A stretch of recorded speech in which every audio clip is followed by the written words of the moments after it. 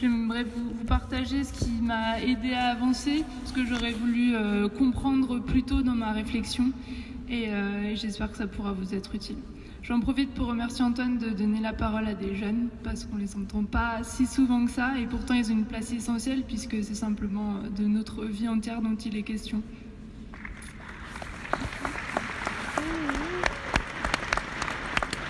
Je citerai simplement des initiatives locales. Actuellement, en plus de la Biennale des villes en transition, on a le festival Game Over à Sciences Po Grenoble. Il y a aussi la semaine du développement durable de l'INP Grenoble. Donc arrêtez-vous pas juste au nom développement durable, il y a quand même du lourd derrière ça. Et pour en revenir à la perte de sens de la jeunesse, au final, on a quand même eu la chance de grandir dans un monde qui était relativement stable en France au niveau politique, économique, au niveau de la sécurité. Mais finalement, on se retrouve quand même avec des gens qui ont ce qu'on appelle des bullshit jobs. Donc c'est vrai pour les jeunes, mais aussi les moins jeunes. Ce qu'on appelle le brown-out, c'est de ne plus trouver aucun sens dans son travail. Et en plus de ça, on nous annonce qu'on va droit vers un effondrement. Donc on se prend un peu une double peine. D'un coup, les deux sont un peu liés. Et ce qu'Emmanuel et Pablo nous ont présenté, ils ont mis plusieurs années à le comprendre, à le développer, à nous le présenter. Et au final, nous, nouvelle génération, on intègre tout ça d'un coup, en quelques jours, quelques semaines, quelques mois. On peut passer des nuits blanches sur YouTube, sur Internet, à regarder toutes les vidéos de Tinkerview, les présages, etc. Et en fait, finalement, c'est assez violent. Encore plus peut-être pour les, je dirais, 25-30 ans que je représente peut-être un peu plus parce qu'on finit nos études, des études supérieures, souvent longues, et au final, on se rend compte qu'une fois qu'on a fait tout ça, ça ne sert plus vraiment à rien par rapport à ce qui va arriver. C'est une perte de temps, mais on apprend quand même des choses utiles. Et on a quand même peut-être une chance, je dirais, c'est qu'on n'est pas encore coincé dans un emploi, parce qu'on n'en trouve pas. Et qu'on n'a pas forcément encore de vie de famille. Donc je dirais que c'est notre chance dans cette histoire. Donc voilà, moi, c'est ce qui m'a décidé à arrêter la recherche fondamentale. Donc j'étais microbiologiste, je travaillais sur un pathogène qui cause 1,6 million de morts par an encore chaque année dans les pays en développement. Donc c'est un sujet de recherche qui est vraiment très important au final, mais j'y voyais plus du tout de sens parce que même en trouvant une cible thérapeutique intéressante, c'est 10 à 20 ans de recherche et de développement pour mettre au point un vaccin, et ces 10 à 20 ans on les a pas et il y aura probablement plus de morts que ça avant pour d'autres conséquences. Donc je dis pas que la recherche fondamentale est inutile, loin de là, mais en tout cas moi j'y trouvais plus aucun sens. Voilà, donc après ma thèse, j'ai arrêté la recherche fondamentale et ça fait un peu plus d'1 an et demi que je m'intéresse sur mon chômage aux thématiques de l'effondrement, à la construction de résilience. Donc j'aimerais ce soir vous partager mon expérience. Un petit focus sur les plus jeunes que moi, ils ont peut-être pas autant cette période de deuil, donc cette prise de conscience de l'effondrement, parce que finalement ils sont directement propulsés dans la transition. Ils sont à peine au début de leurs études et ils ont encore tous les choix possibles devant eux, et on voit qu'ils se mettent plus vite à l'action en fait, comme les mouvements des lycéens contre l'inaction climatique de nos États. Antoine a parlé de Greta Thunberg, je pense que c'est un des meilleurs exemples. Mais il y a quand même quelque chose que je remarque et auquel je pense qu'il faudra attention, c'est attention aux solutions, parce que c'est beaucoup contre ce qui se passe au niveau des États, mais attention aux propositions qui sont de solutions qui sont proposées. Non, les énergies renouvelables, la voiture électrique, ça sauvera pas le monde. Je pense que ce qu'Emmanuel et Pablo présentent comme travaux scientifiques permettent de le prouver. Donc attention à ce qui arrive derrière, et ça je pense que c'est la responsabilité de tout le monde de guider les jeunes dans la bonne direction.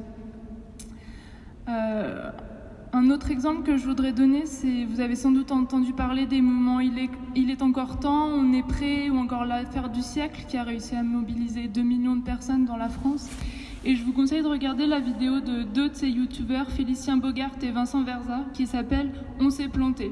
Et en fait, déjà 5 ans après le début de leurs actions, ils s'arrêtent, ils font une pause, ils font le point, et au final, ils ont réussi à faire des mobilisations, ce sont des victoires symboliques, mais au final, elles sont minimes parce qu'en termes de conséquences, il ne s'est rien passé. Et voilà, la jeunesse est capable de faire une mise au point, de conclure très très vite sur ce qui se passe et d'aller de l'avant, et ça, je pense que c'est quelque chose qu'il faut encourager. Un autre point, on a la chance d'être très aisé dans la recherche d'informations sur Internet, sur YouTube, etc. Mais au final, on a énormément d'infos et même beaucoup trop d'informations. Et en fait, sur Internet, on trouve souvent ce qu'on cherche et on s'enferme aussi dans ce qu'on appelle des bulles informatives.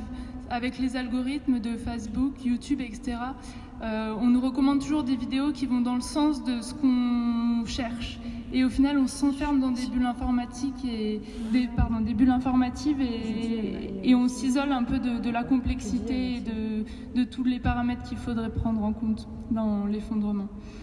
On est noyé dans l'information, et donc une chose que j'ai au final apprise et qui m'a été très utile, c'est de se forger un esprit critique. Toujours, allez croiser vos sources, ne faites pas confiance à une seule personne, allez voir les avis critiques sur les personnes, même si vous estimez qu'elles sont très pertinentes. Et surtout, au final, peut-être lever la tête de nos écrans, aller discuter avec des gens en vrai. Souvent, les gens qui ont des discours et des expériences très, très pertinentes et qui nous inspirent, elles ne sont pas sur les réseaux sociaux ou sur YouTube. Merci. Et un dernier point qui, moi, me représente particulièrement, c'est que ça fait 1 an et demi que je passe mon temps à me renseigner sur l'effondrement, la collapsologie, les données scientifiques, etc. Mais quand on se rend compte qu'on passe son temps à ne faire que confirmer ce qu'on sait déjà, toujours plus dans le détail, c'est peut-être le signe qu'il faut commencer à passer à l'action. Donc, pour moi, la transition, au final, en considérant toutes les données scientifiques, ça va... Voilà, c'est comme le disait Pablo, c'est pas quelque chose qui est forcément tout doux et tranquille. Ça va se traduire par de l'adaptation à des difficultés qui sont inévitables, qui vont être plus ou moins brusques à l'échelle planétaire et dans un environnement qui sera moins accueillant pour le développement de la vie. Mais la chance qu'on a, c'est qu'on a, grâce aux scientifiques, une idée de ce qui pourrait nous attendre, grâce à la science et surtout à la vision systémique. Et ça nous donne la possibilité d'agir dès maintenant, de s'y préparer. Et notre capacité à vivre mieux cet effondrement, cette transition, elle va dépendre de notre créativité, de notre capacité à inventer un monde résilient, bienveillant, solidaire, respectueux, équitable. Mais il faut bien se garder à l'esprit que ce ne sera pas tout rose. Donc pour moi, la meilleure stratégie, en fait, c'est de construire dès aujourd'hui cette résilience dans le respect du vivant. Et ce qu'on peut faire de mieux, c'est d'agir en fonction de nos compétences, nos envies, et de garder en tête les limites de la planète, ce que nous annoncent les scientifiques. Donc simplement un résumé de ce qu'est pour moi la transition. Je vais sans doute répéter un peu ce qu'Emmanuel et Pablo ont pu dire à quelques moments. Ça se résume en 3 mots: résistance, résilience et régénération.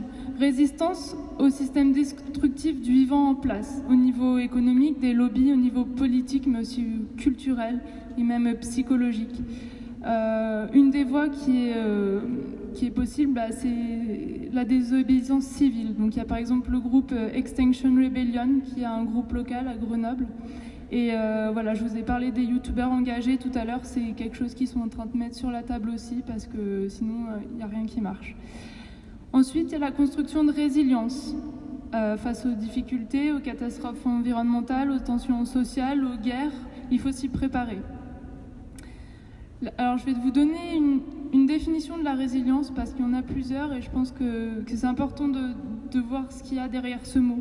C'est la capacité d'un écosystème, d'une espèce, d'un individu à récupérer un fonctionnement ou un développement normal après avoir subi une perturbation.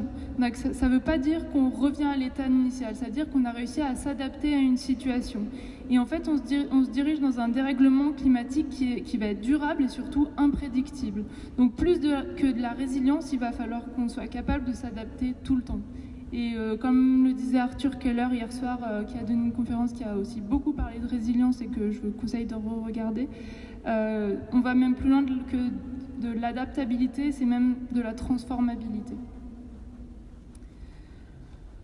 Au niveau de cette résilience, il y a différentes échelles au final. Une échelle individuelle, qui peut être matérielle ou psychologique, et une échelle collective.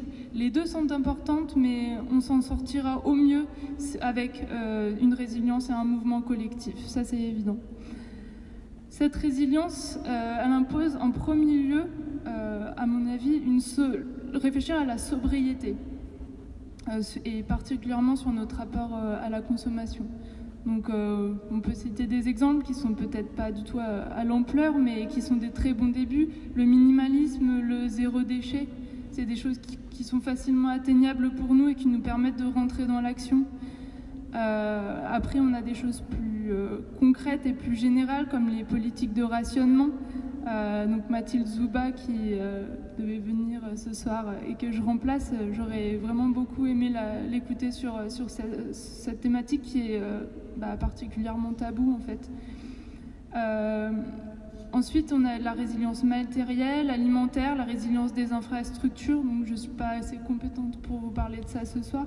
Mais voilà, il y a entre autres l'autonomie locale en alimentation, en énergie, l'autonomie matérielle. Regardez ce qui se fait autour des low-tech. Il y a le low-tech lab à Grenoble, il y a un mouvement aussi en France, il y a aussi un mouvement international du low-tech magazine. C'est vraiment des choses où il y a beaucoup, au final, d'innovation à faire et qui nous seront très utiles. Et puis il y a d'autres sujets un peu plus difficiles comme la gestion des communs négatifs, la gestion du nucléaire. C'est quelque chose qui est très difficile à gérer et dont on n'a pas forcément toutes les réponses encore. Et puis il y a d'autres sujets que je trouve tabous, pas très traités, c'est par exemple le système de santé. Comment on fait quand on ne peut plus s'approvisionner en plastique pour toutes les seringues, tout ça. Je pense que les médecins aussi ont beaucoup de travail de ce côté-là. Mais je ne suis pas du tout compétente pour vous en parler ce soir. Une autre partie de la résilience dont on parle aussi peu, mais grâce à Pablo, entre autres, ça a été beaucoup développé, c'est la résilience psychologique. Et ça, c'est très important au final d'avoir quelques bases en psychologie pour comprendre ce que c'est le déni, la dissonance cognitive, ce qui nous empêche de passer à l'action, ou ce qui fait que quand on essaye de parler de l'effondrement à des gens, en fait, on se rend compte qu'on est face à un mur ou que les gens ne veulent pas en parler. Il y a tout ce qui est aussi comment réussir à gérer sa souffrance, sa douleur. Là, je vous invite à regarder les travaux scientifiques sur la méditation pleine conscience, par exemple, qui n'est pas du bouddhisme, mais vraiment une méditation, on va dire, laïque et qui a vraiment un potentiel énorme dans la gestion de nos émotions. Et je pense que c'est très important pour ce qui va nous arriver dans les années à venir. On peut aller plus loin avec l'éco-psychologie. Là, je pense que Pablo est plus compétent que moi pour en parler. Et puis toute la question de la spiritualité, notre rapport à la nature. Donc Pablo, Dominique Bourg, voilà, allez lire ces auteurs. Et puis le dernier point, c'est que si on veut faire plus que juste faire moins mal, ce qu'au final on est en train de faire actuellement, c'est penser à la régénération. Donc on a une partie, on peut dire, peut-être individuelle, désapprendre, changer de mode de pensée, apprendre des choses qui vont nous être utiles pour construire plus de résilience, être de plus en plus créatif, mais surtout la régénération des systèmes vivants. Parce que sans tous ces systèmes, on ne pourra pas réussir à survivre longtemps sur la planète. Donc accueillir la biodiversité dans nos jardins, dans les espaces, préserver les espaces vierges, la protection des écosystèmes, etc. Et là, on en parlera un peu tout à l'heure, mais la permaculture, le biomimétisme, c'est des choses qui sont très intéressantes. Et surtout, garder une humilité face au vivant, parce que la nature, au final, c'est un labo de recherche et développement qui a 3,8 milliards d'années. Donc, je pense qu'on en a beaucoup à apprendre.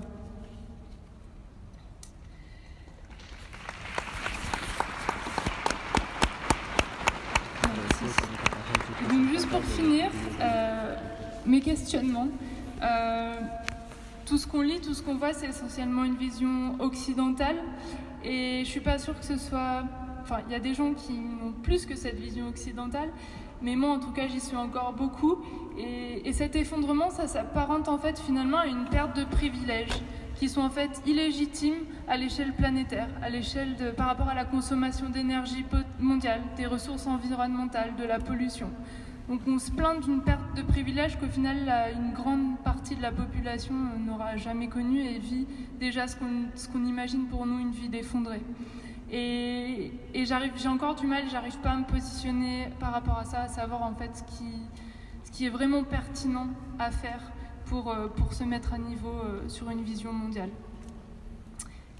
Un petit chiffre qui m'a marqué, c'est que 10% de la population des plus riches, donc les plus riches alors après ça dépend d'où on va voir, mais les 10% des plus riches, ça correspond à tous ceux qui gagnent plus d'un SMIC. Donc pareil, allez vérifier ces infos, je suis pas sûre qu'elles soient encore à jour, mais ça donne un ordre de grandeur.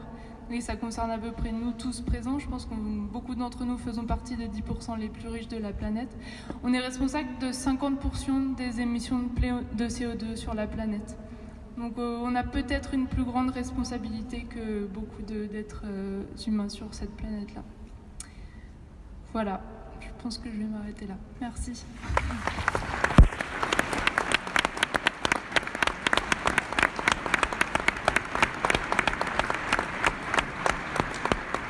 Merci Julie pour ce...